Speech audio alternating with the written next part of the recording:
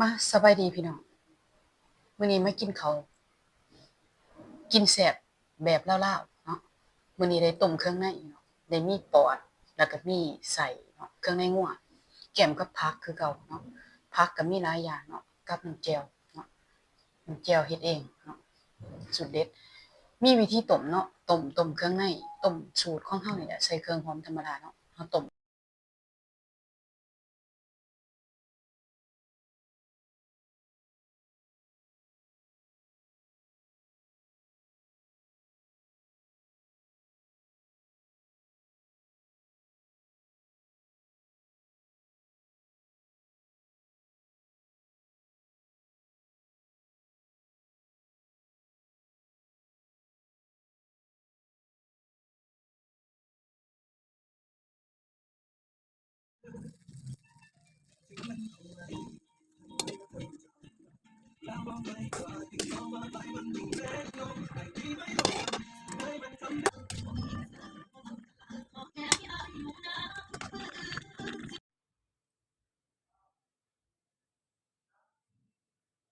กันแซ่บๆคือเก่าพี่น้องเนาะกินกับข้าวเหนียวคือเก่าแซ่บๆนำกันพี่น้องมามีน้ำต้มนำเนาะอ่ามีน้ำต้ม บ่ได้สดเนาะคิดอยากเนาะโดนแล้วบ่ได้กินเนาะมาแซ่บๆนำกันพี่น้อง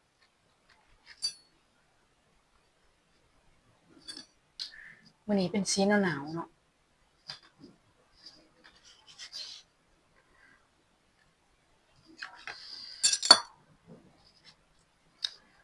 จัดผักก่อนเด้อ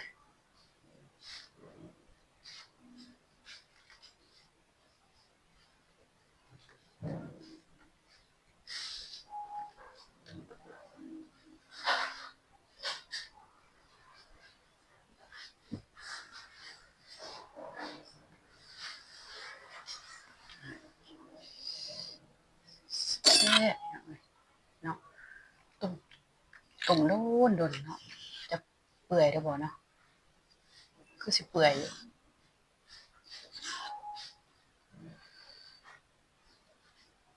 ไปตลาดแต่เช้าเนาะฝนก็ตก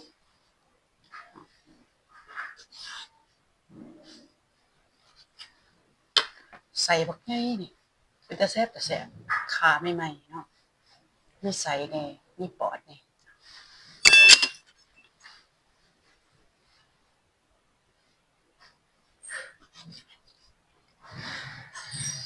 ซอยน้ำกินน้ำเนาะ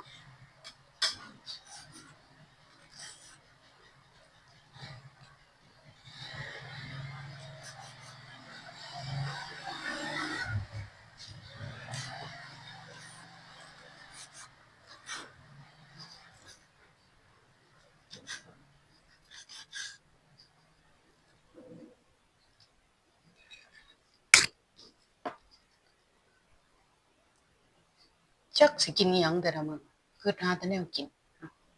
มื้อนี้ได้ไปตลาด เขาก็นึ่งแล้วใหม่ๆยังร้อนๆน่ะร้อนๆเลยเขาน่ะมันเป็นอายทวนๆอยู่เนาะ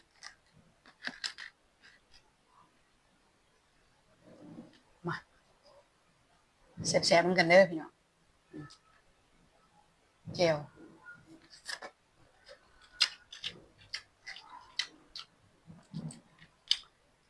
แจ่วขมๆ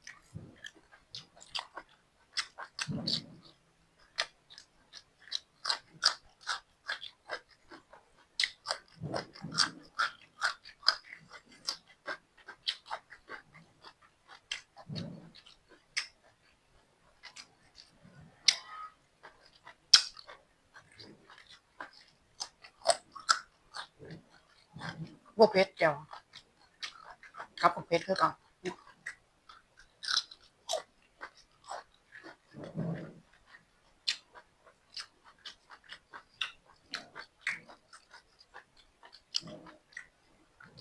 กรุบๆเนาะบ่เปื่อยแรง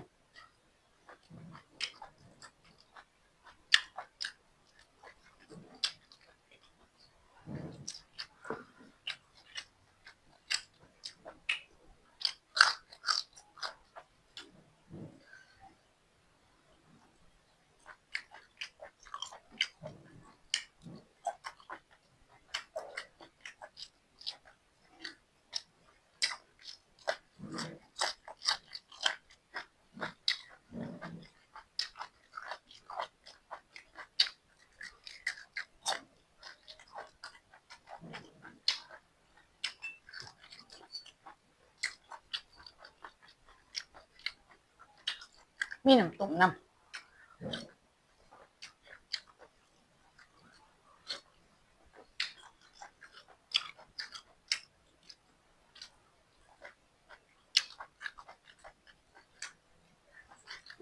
แซ่บ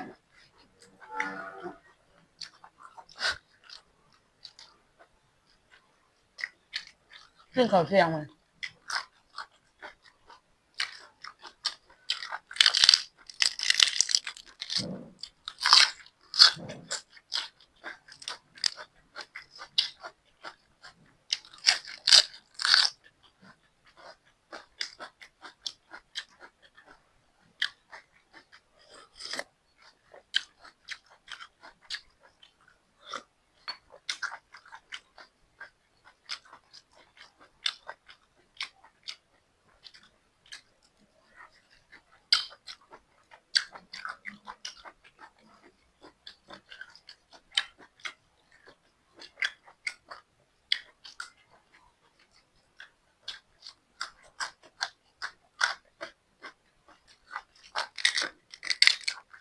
พักกับก็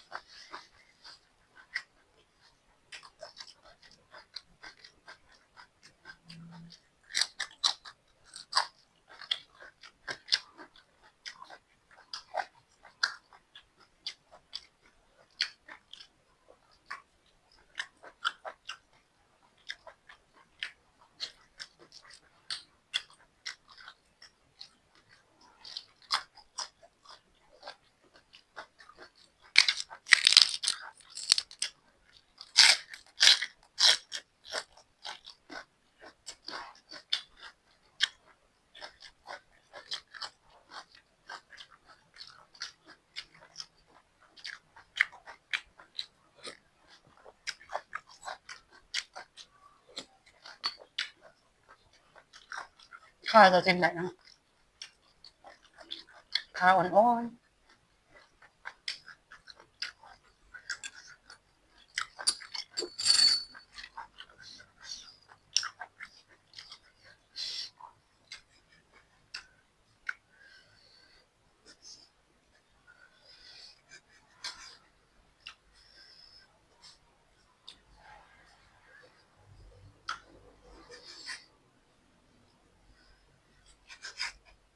พอดีหยังบ่หยาบตุ่มกระด้นอยู่เลยเนาะ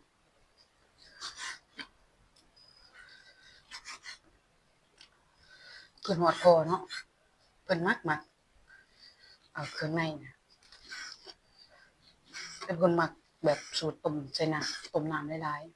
ๆกินกับแจ่ว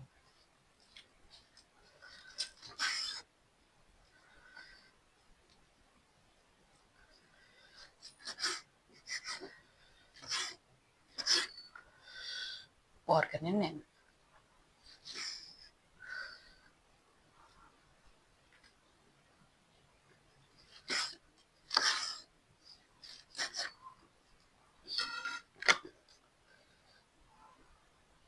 อยู่ผู้เดียวเนาะอย่างหยังก็เฮ็ดกินเนาะจะบ่หยาบ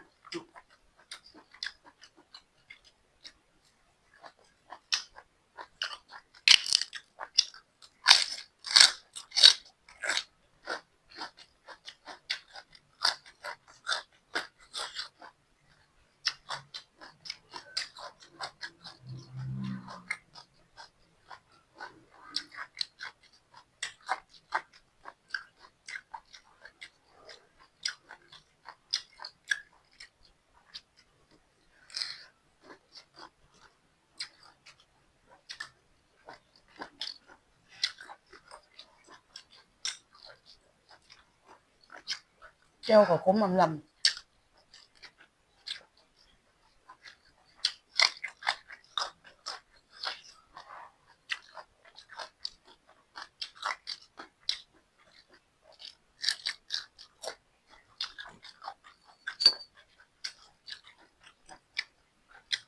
น้ำตก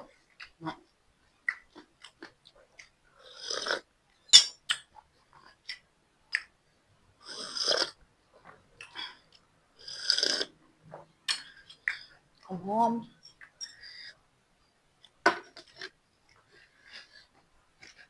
อืม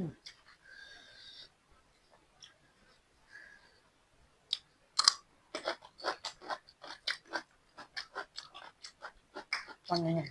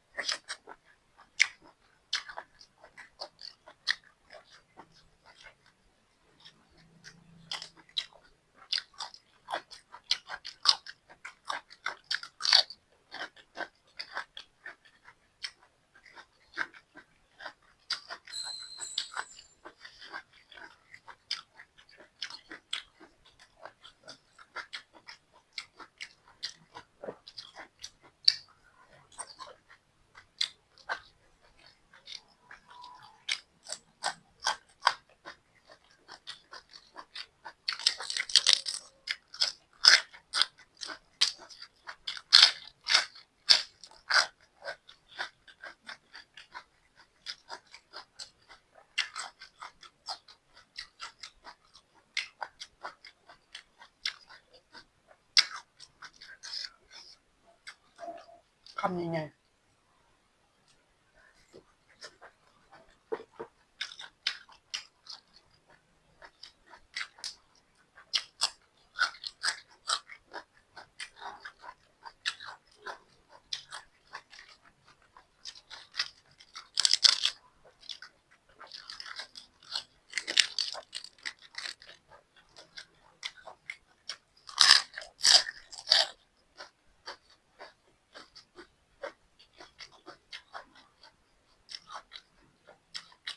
เบิ่งคือสิหยาบแต่บ่หยาบผู้ดีเก็บ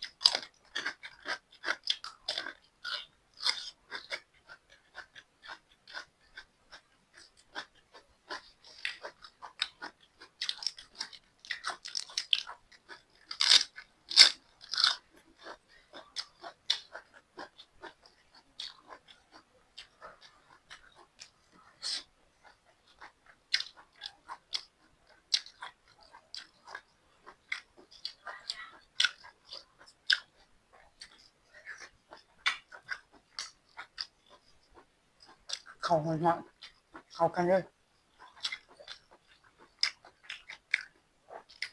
เจียวขมๆ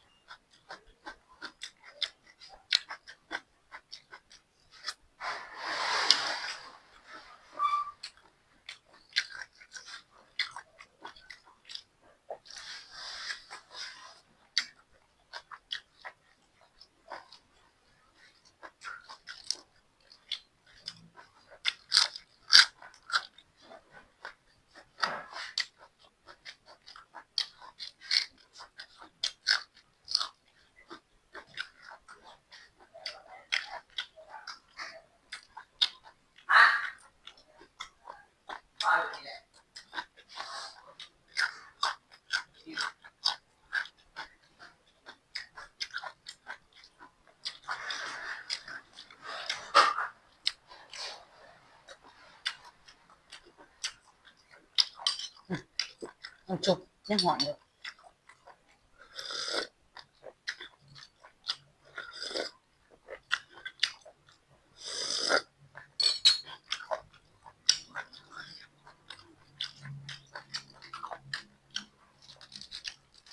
ผักก็กรอบ ซื้อไม่ไม่ตลาด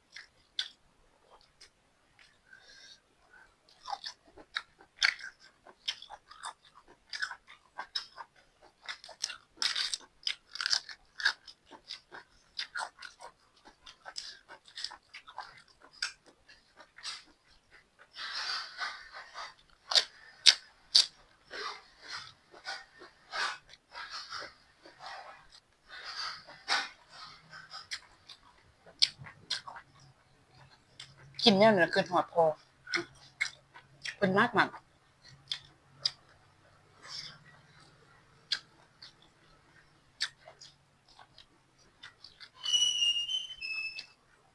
แม่ผันมากแกงเราใหม่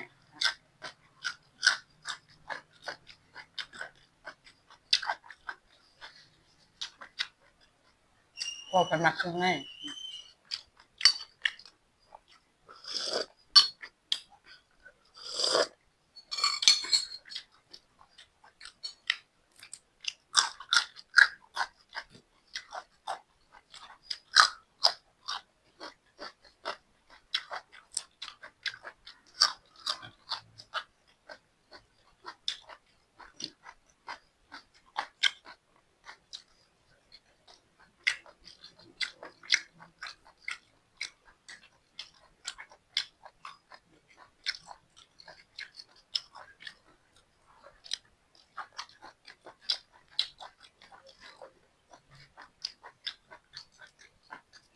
เครื่องในก็ต้มบ่ล่นหยาบยำอะไรฮะต้มไปเปื่อย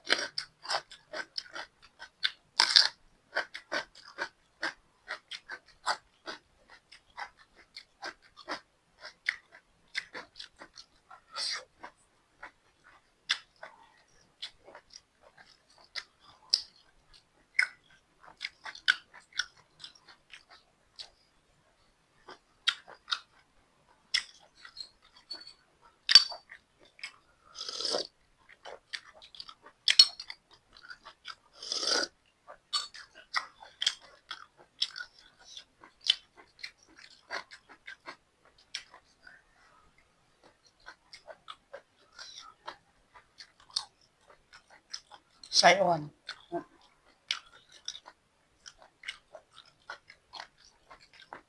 แซ่บปิ่งก็แซ่บสั่วก็แซ่บ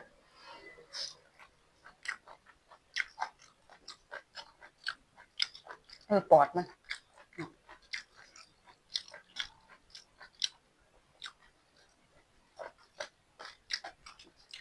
คุณบางคนเป็นมักสั่วเนาะเอาไปสั่วใส่เครื่องหอมแซ่บไปอีกแบบ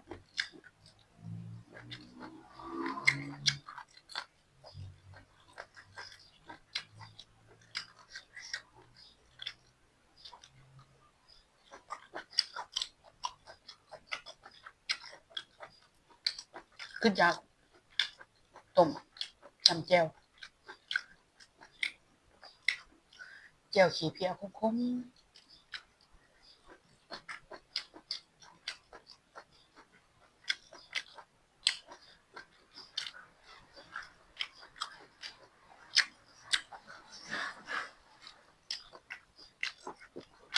ได้เนาะครึ่งกิโล20,000 กีบกินจนหมด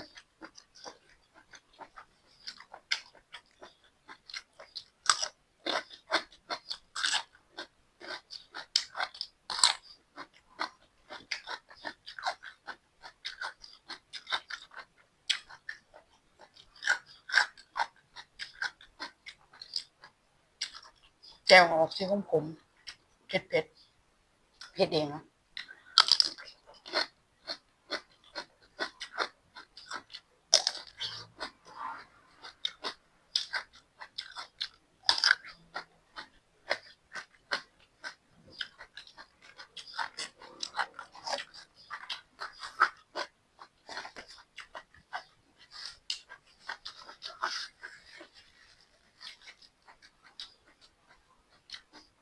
เผ็ดอะสวงแจ่วก็ยังหลายอิ่มเลยเนาะหลายอีหลีครึ่งกิโลเนาะต้มมีใส่กับปอดแซ่บเนาะแซ่บคือเก่าฝากกดติดตามหน่อยเด้อเป็นกำลังใจให้ช่องเขาหน่อยเด้อช่องกินแซ่บแบบลาวเนาะสไตล์คนอยู่ห้องเช่าเนาะกินผู้เดียวอย่าลืมกดติดตามเป็นกำลังใจให้กันหน่อยเด้อแซ่บคือเก่า